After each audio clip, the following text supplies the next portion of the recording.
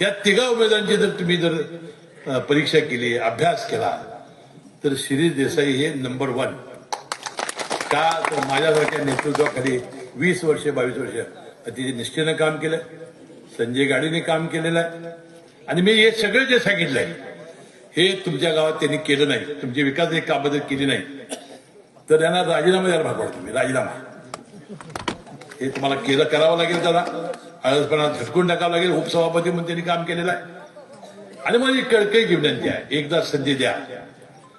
तुमची सेवा करण्याची संधी आम्हाला मिळालेली आहे. विस्तार वाढला, 14 गावं वाढली, आमचा व्यापही वाढला, पण निदान आम्ही काय काम करतोय हे बघण्याची, तुमची सगळ्यांची सेवा करण्याची या निमित्ताने आम्हाला संधी मिळाली.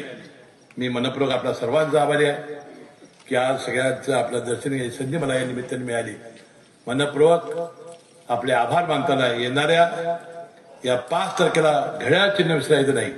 घड्याळ चिन्हासमोरची दोन्ही बटणं दाबायची आणि प्रचंड मताने विजयी करून आम्हाला सेवा करण्याची संधी द्यावी एवढी विनंती करतो. आणि मला कागद द्यायला परवानगी द्यावी अशी विनंती करून मी आपले रजा घेतो. जय जवान.